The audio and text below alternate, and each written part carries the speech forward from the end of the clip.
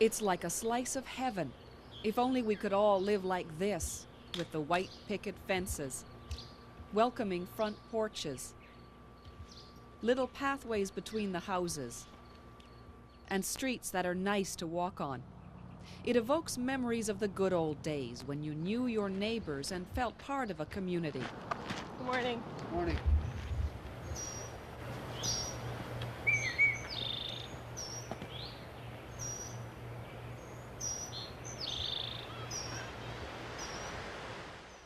This bit of heaven is called Seaside, a small resort community on Florida's northwest coast.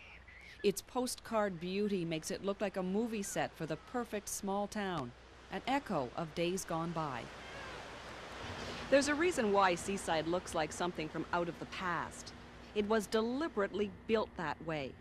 But it's more than just a resort town.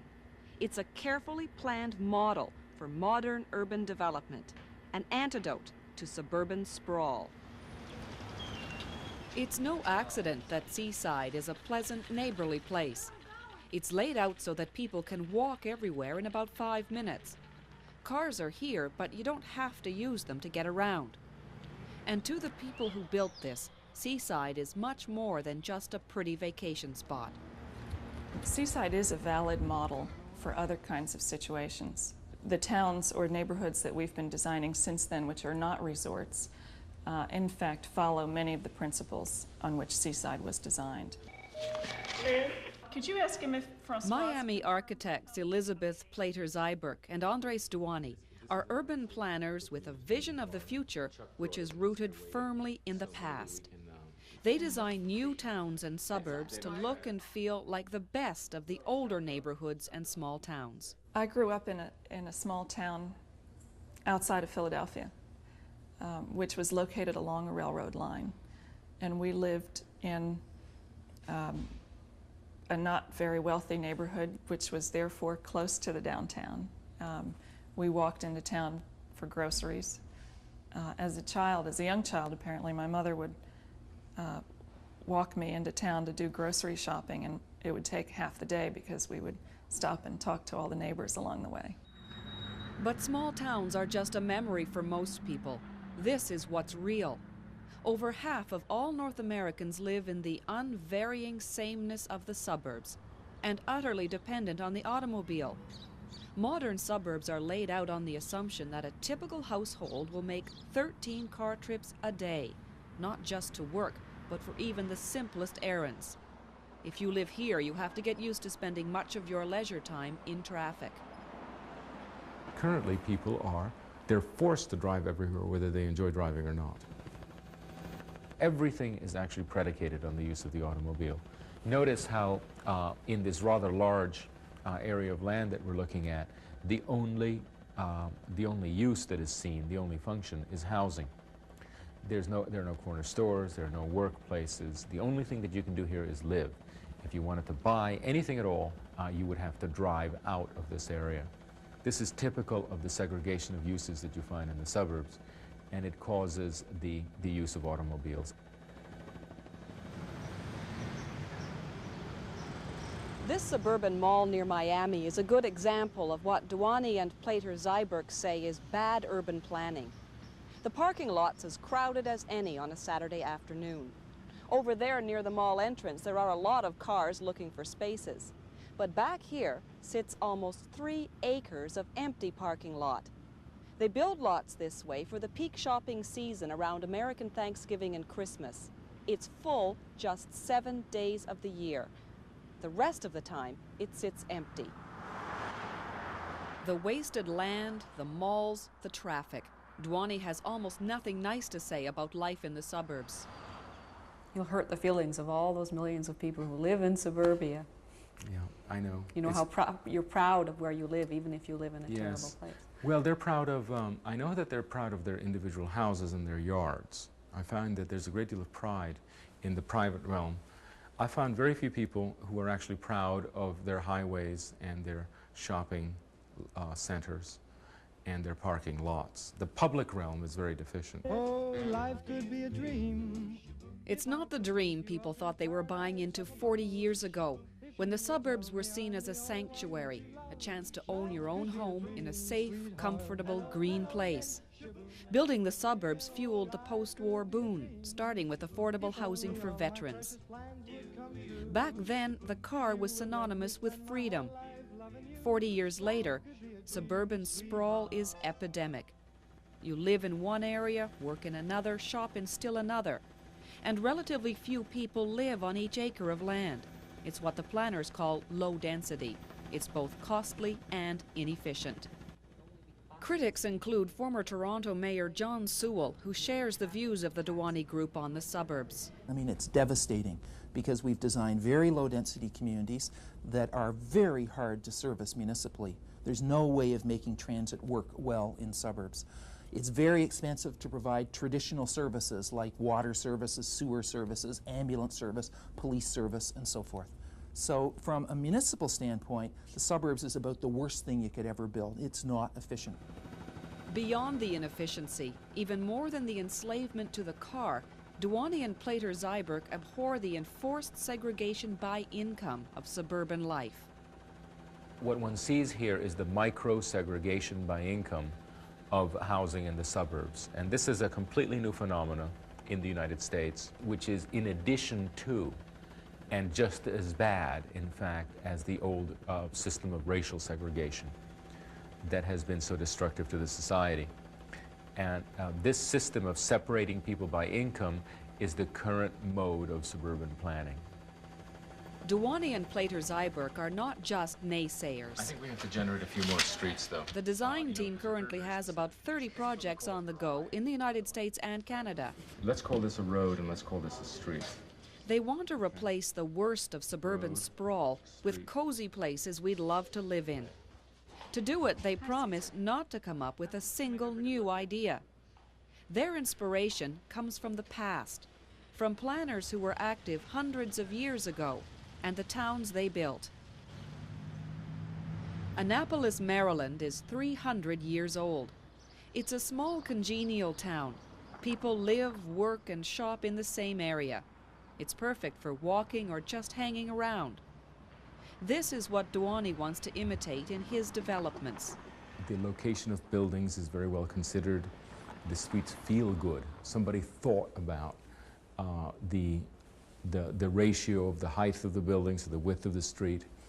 And they're as well designed as the nicest places in Europe. So I admire them extravagantly because they're very well considered.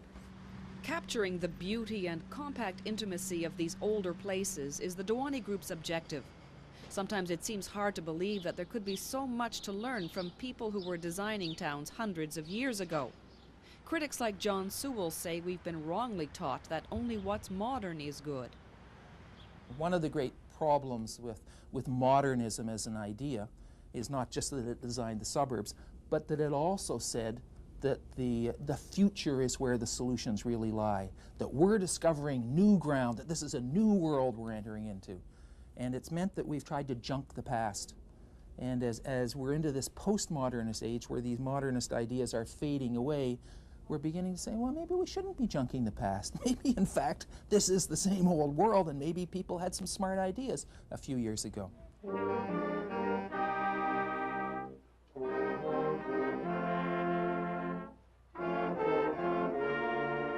So what's old is new again.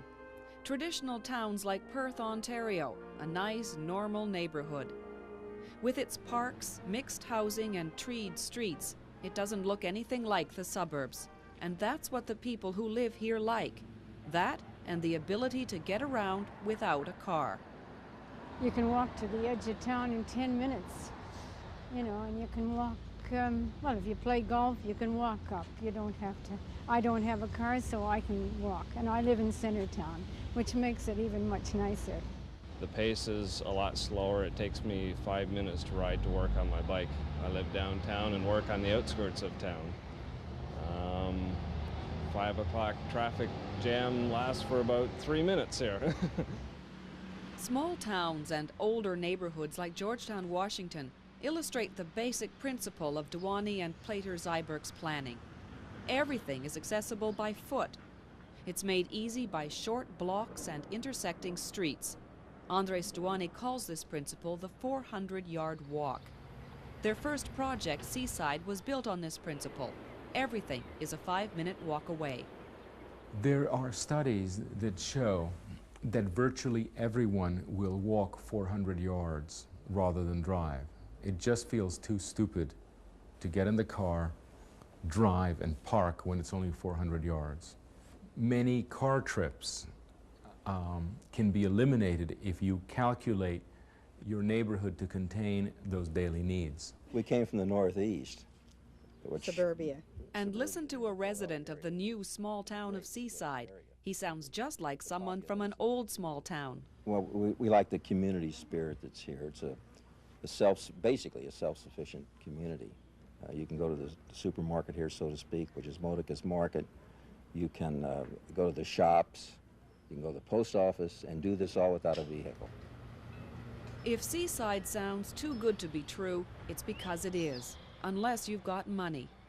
The greatest failure at Seaside is that it has become terribly expensive.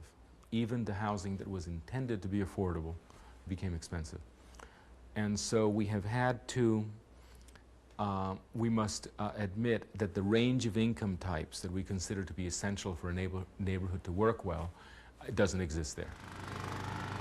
Duany's plan to keep the price down is to build so many of these developments that they become common and therefore affordable.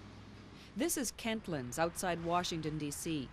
It encompasses all the design principles we've been talking about. Kentlands will have everything modern suburbs have, only put together differently. It's selling itself on those differences, and the new homeowners have their hopes high. You're just going to run into your neighbors a lot more than you ever did in another kind of neighborhood. We came from a traditional neighborhood for today, and we rarely ran into our neighbors. It was a very automobile-oriented type of subdivision. I grew up on a 2-acre, real pretty house on a real pretty piece of property, but we had to drive 20 minutes to the grocery store, or half an hour to the grocery store, or almost a half an hour to go shopping at a mall. Here, hopefully, it will be all closer.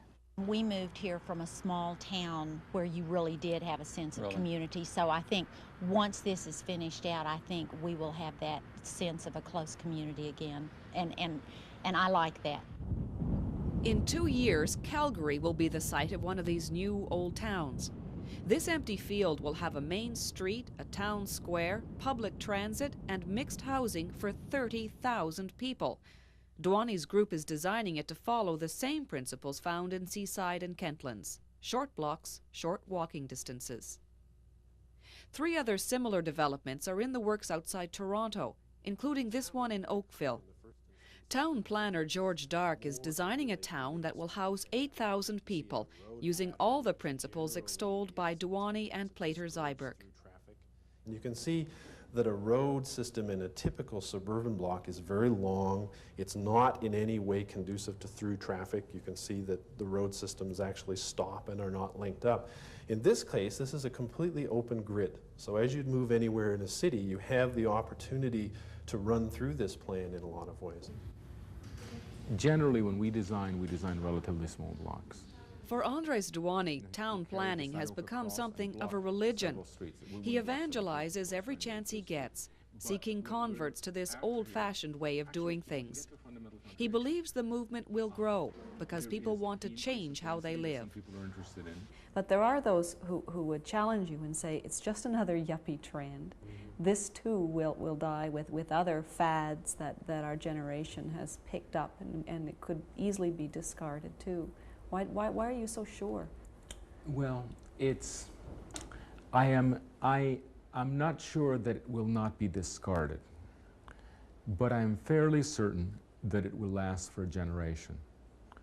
Because the way the demographics are working, the various crises that we're undergoing, the crises of alienation, the fact that the nuclear family is disappearing and people need more community now that they're living individually, the fact that we're becoming a much poorer country that can no longer afford to build highways and enormous parking lots. When all of these trends are analyzed, one sees that traditional neighborhoods address so many of them at their source that they will, that it is something of genuine social value.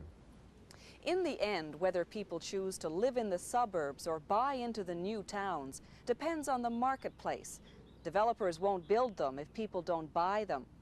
Seaside may give us a hint of people's attitudes. In the decade since it was built, prices there have risen 6 times, while neighboring properties have dropped in value. For the Journal, I'm Denise Rudnicki.